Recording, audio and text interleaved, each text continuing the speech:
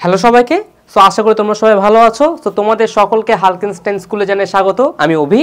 So তোমরা অনেকেই comment করে জানিয়েছো আমাকে যে ভাইয়া এসএসসি 25 ব্যাচ আমরা যারা আছি তারা আইসিটিতে কিভাবে ভালো মার্কস তুলতে পারি বোর্ড পরীক্ষায়, সেটা নিয়ে একটা গাইডলাইন ভিডিও দেন। আচ্ছা, সো আজকে আমি সেই বিষয়টা নিয়ে কথা বলতে এসেছি, ঠিক আছে? সো তোমাদের মধ্যে অনেকেই আছো যারা আইসিটিটাকে গুরুত্ব দাও না, আইসিটিটাকে তোমরা অবহেলা করো। কারণ তোমাদের মাথার মধ্যে একটা ধারণা আছে আগে থেকে যে আইসিটিতে যদি আমি পরীক্ষার আগের দিন পড়ি বা পরীক্ষার আগের রাতে পড়ি তাহলে মনে হয় পারা যাবে। বাট দিন শেষে যেটা হয় সেটা হচ্ছে ঠিক যখন তুমি পরীক্ষার দিন যাও বা পরীক্ষা দাও, সেটা হতে পারে স্কুলের পরীক্ষা বা বিভিন্ন কোচিং সেন্টার মডেল টেস্টের পরীক্ষা, তখন কি হয়?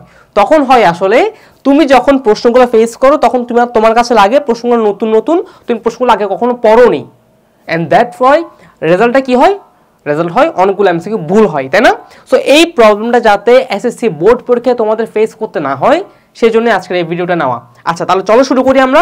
প্রথম পয়েন্ট কি লিখছি দেখো, মূল বই ভালো করে পড়া। অর্থাৎ তোমাদের প্রথম টার্গেট হবে এখন যে মূল বইটা ভালো করে রিডিং দাও, মূল বইটা ভালো করে দাগিয়ে দাগিয়ে পড়া। এখনও কিন্তু আইসিটিটা পড়ার জন্য বা রিভিশন দেওয়ার জন্য এনাফ টাইম আছে, ঠিক আছে? সো তোমার প্রথম টার্গেট হবে মূল বইটা একটু ভালো করে রিডিং পড়া এবং হাইলাইটার দিয়ে দাগিয়ে দাগিয়ে পড়া। মাথায় রাখবা তোমাদের মধ্যে অনেকেরই আছো যারা হচ্ছে কি জানো, খালি গাইড থেকে যে এমসিকিউগুলো আছে না খালি সেগুলো পড়ো মুখস্থের মতো, যার ফলে হয় কি যখন ধুমধাম খালি মুখস্থ করতে যাও সেক্ষেত্রে মুখস্থ লোডটা নিতে পারে না আমাদের ব্রেন, তখন কি হয় গুলিয়ে ফেলো, একটা জায়গায় একটা দাগিয়ে ফেলো, ঠিক আছে? এটা হয়। বাট প্রবলেমটা হচ্ছে তোমরা বইটা পড়তে চাও না, কারণ বইয়ে অনেকগুলো থিওরি লাইন আছে আমি জানি। সো বইটাতে যেহেতু অনেকগুলো থিওরি লাইন আছে, একটু কষ্ট করে হলেও বইয়ের থিওরি লাইনগুলো থেকে যে কি পয়েন্টগুলো আছে সেগুলোকে বের করার চেষ্টা করো, কারণ সেই লাইনগুলো তোমার বেশি ইম্পর্টেন্ট, ঠিক আছে? যেমন আমি যদি একটু তোমাদেরকে স্পেসিফিকভাবে বলি, যেমন 3 নম্বর চ্যাপ্টার এবং 4 নম্বর চ্যাপ্টার এবং 5 নম্বর চ্যাপ্টার, এই 3, 4, 5-এ থিওরির সাথে মানে নর্মাল বাংলা লেখার সাথে বাংলা কথার সাথে গল্পের সাথে পাশাপাশি অনেক বেশি ইনফরমেটিভ লাইন আছে, অনেক বেশি। সো এই অনেক বেশি ইনফরমেটিভ লাইনগুলা মার্ক করে তোমার পড়া উচিত, ঠিক আছে? ওকে, যাতে করে তুমি যখন গাইডের সলিউশনে যাবা, গাইডের এমসিকিউতে যাবা, তখন যাতে তোমার কাছে সেগুলা নতুন মনে না হয়, ঠিক আছে? ওকে, সেকেন্ড কি ভাইয়া, বিগত বছরের কোয়েশ্চেন সলভ করা। তার মানে কি, এবার এরপর তোমার কাজ হচ্ছে বিগত বছর যত কোয়েশ্চেন এসেছে তুমি আইসিটিতে ভালো করতে পারবে তখনই যখন তুমি প্রচুর পরিমাণে এমসিকিউ প্র্যাকটিস করবা বাসার মধ্যেই, ঠিক আছে? এটা খালি পরীক্ষার আগের দিন রাতে কোনো কিন্তু হবে না ভাইয়া, ঠিক আছে? সো একটু মাথায় রাখবা যে বিগত বছর, সেটা হোক স্কুলের প্রশ্ন কিংবা বোর্ডের প্রশ্ন, অধ্যায় ভিত্তিক আকারে কিন্তু আমাদের গাইড বই সাজানো থাকে। আমি আবারও বলছি, গাইডে কিন্তু অধ্যায় ভিত্তিক আকারেই এমসিকিউ সাজানো থাকে পিছনে, প্রতিটা চ্যাপ্টারের পিছনে, তাই না? সো তোমার কাজ কি? তোমার কাজ হচ্ছে প্রথমে চ্যাপ্টার পড়া, এই যে বই পড়া বললাম না, সো প্রথমে চ্যাপ্টারটা পড়া, প্রথম অধ্যায় পড়া শেষ, এরপর প্রথম অধ্যায়ের গাইড খুলে আমি যে এমসিকিউগুলো ফেস করব সেখানে কিন্তু বিগত বছরের বোর্ড কোশ্চেন দেওয়া আছে, অর্থাৎ ওই চ্যাপ্টার থেকে কি কি প্রশ্ন এসেছিল, প্লাস হচ্ছে বিগত বছর যে স্কুলগুলো টেস্ট পরীক্ষা হয়েছে বা অন্যান্য মডেল টেস্ট হয়েছে সেই সকল রিলেটেড কিছু প্রশ্ন ওখানে দেওয়া আছে। তো তোমার টার্গেট হবে কি, অধ্যায়টা ক্লিয়ার করো, দেন হচ্ছে তুমি গাইডে চলে আসো, এরপর তুমি এমসিকিউ সলভ করো। ওকে, দেন 3 নম্বর টপিক, ছোট ছোট নোটস করা। অর্থাৎ কিছু কিছু নোট থাকে যেগুলো হচ্ছে অনেক বেশি ইম্পর্টেন্ট এবং আমরা ভুলে যাই। যেমন আমি যদি একটু উদাহরণ দিয়ে বলি, যেমন চ্যাপ্টার 3 এবং চ্যাপ্টার 4-এ যে লেখালেখি এবং গ্রাফিক্সের মাল্টিমিডিয়ার যে চ্যাপ্টারটা আছে সেখানে কিন্তু অনেক কি পয়েন্ট মনে রাখতে হয়, যেমন Ctrl+C দিলে কি হবে, Ctrl+V দিলে কি হবে ল্যাপটপে। সো এই জিনিসগুলো শর্টকাট কিগুলো যদি তোমার মনে না থাকে, একটা কাজ করো, স্টিকি নোটস আছে না ভাইয়া, সেই স্টিকি নোটসে লিখে লিখে দেয়ালের মধ্যে রেখে দাও। ওকে, এটা করতে পারো। এটা হবে কি, এটা হবে তুমি যখন প্রতিদিন এটা দেখবা, এটা তোমার প্রতিদিন দেখা হচ্ছে, সেই সাথে তোমার মনে এটা অটোমেটিক্যালি গেঁথে যাচ্ছে যে শর্টকাটস কিগুলো আসলে কি হয় বা কি কি হতে পারে। ওকে, সো এটা একটু মাথায় রাখবো নোটস করার ক্ষেত্রে। এন্ড 4 নাম্বার পয়েন্ট কি ভাইয়া, স্পেসিফিক টপিক ফোকাস করা। তার মানে কি, তার মানে হচ্ছে আমি যখন গাইড বইটা খুলবো, গাইড বইটা খুলে কিন্তু এমসিকিউ দেওয়ার আগে দেখবা প্রতিটা টপিক দেওয়া থাকে, তাই না? কোন টপিকের আন্ডারে এমসিকিউগুলো আছে সেই টপিকটার উপর দেওয়া থাকে। সো এবার একটু দেখো বোর্ড কোয়েশ্চেনে কোন টপিক থেকে বেশি কোয়েশ্চেন এসেছে।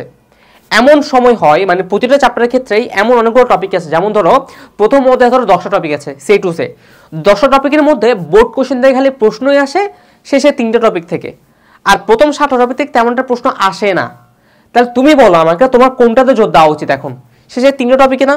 অবশ্যই 3টে টপিকে জোর দেওয়া উচিত, এবং এমনভাবে জোর দিতে হবে 3টে টপিকে যাতে তিনটা টপিকের ভেতরের যত কিছু আছে দাড়ি কমা সব কিছু যাতে তুমি পারো, ওইভাবেই তোমাকে এফোর্টটা দিতে হবে। বুঝতে পারছো ভাইয়া? তো টপিক ফিল্টার করা এখানে খুব মেজর একটা বিষয়। ওকে, ডান। পরেরটা কি দেখো ভাইয়া, সময় দেওয়া। তার মানে এইখানে আইসিটিতে সময় দেওয়াটা অনেক বেশি ইম্পর্টেন্ট একটা জিনিস, কারণ আমাদের মাইন্ডসেট আমাদেরকে এমনভাবে প্রিপেয়ার করি আমরা, বা নিজেদেরকে এমনভাবে বলি যে আইসিটিতে তো আচ্ছা সমাচারটা পরীক্ষার আগের দিন পড়লে হবে। না ভাই, লিটারেলি হয় না এটা, ঠিক বিশ্বাস করো। হ্যাঁ হয় বলতে কতটুকু জানো, তুমি যদি খালি গাইড পড়ে উপরে এমসিকিউগুলো মুখস্থ করে যাও সেক্ষেত্রে কিন্তু তুমি প্রবলেম ফেস করবে। সেক্ষেত্রে তুমি যখন পরীক্ষার হলে যাবা তখন অপশনগুলো তোমার কাছে সব চেনা চেনা মনে হবে। তোমার মনে হবে যে আচ্ছা অপশন তো এটাও হইতে পারে এটাও হইতে পারে, কোনটা হবে, বা তুমি অপশন ভুলে যেতে পারো যে আনসার কোনটা আসলে। সো এইরকম আমিও প্রবলেম ফেস করে আসছি, ঠিক আছে। সো এই প্রবলেমটা আমি কিভাবে কাটিয়ে উঠছি এই জার্নিটা আমি মোটামুটি এখন শেয়ার করে যাচ্ছি।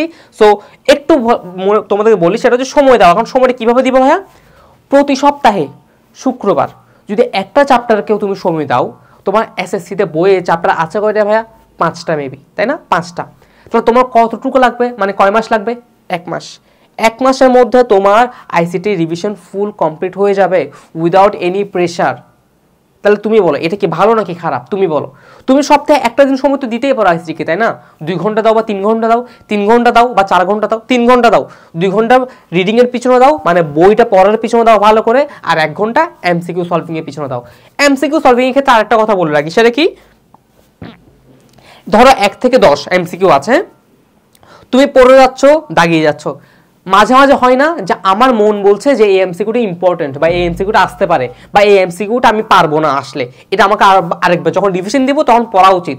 সেই এমসিকিউটাতে রেড মার্ক দিয়ে গোল সার্কেল করে রাখো, যাতে করে তুমি যখন রিভিশন দিবা, তুমি যখন এমসিকিউগুলো রিভিশন দিবা তখন যাতে খালি ওই গোল সার্কেল ওয়ালা এমসিকিউগুলো তোমার চোখে বেশি পড়ে। কারণ তুমি সলভ করার সময় কিন্তু তুমি জানো যে কোনটা কোনটা তোমার হইছে এবং তুমি কোনটা কোনটা পারো, সেগুলো তো তোমার দেখার দরকার নেই আর আশা করি। বাট যেগুলো তুমি পারো না, বা একটু কঠিন আছে, বা একটু ভাবতে হবে, বা যেগুলো তোমার ভুল হয়েছিল সলভ করার টাইমে, সেগুলোকে মার্ক করে রাখা আলাদা করে, কারণ সেগুলো তোমার দেখে যাওয়া উচিত পরীক্ষার আগে। মনে থাকবে, ডান। আর সময় দেওয়ার ব্যাপারটা কি বললাম ভাইয়া, প্রতি সপ্তাহে 1 দিন করে সময় দাও আইসিটির পিছনে।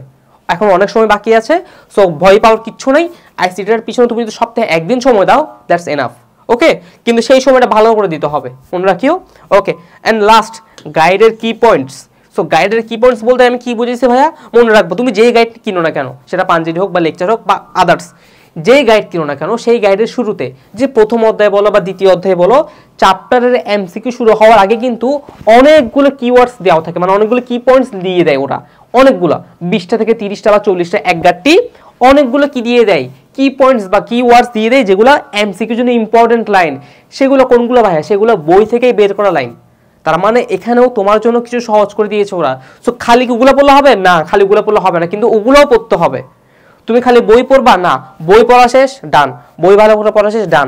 এবার গাইড খুলে গাইডের শুরুতে চ্যাপ্টার এমসিকিউ শুরুতে যে অংশগুলো থাকে গুরুত্বপূর্ণ তথ্য কণিকা টাইপের, ঠিক আছে, সেই সকল তথ্য কণিকা ভালো করে পড়তে হবে, এবং সেখানের মধ্যে যেগুলো ইম্পর্টেন্ট সেগুলো দাগিয়ে দাগিয়ে পড়বা। ওকে, ডান। ওকে, তাহলে আমাদের এই গাইডলাইন ভিডিওটা এখানে শেষ হচ্ছে। দেখা হবে নেক্সট কোনো একটা গাইডলাইন ভিডিওতে। টাটা।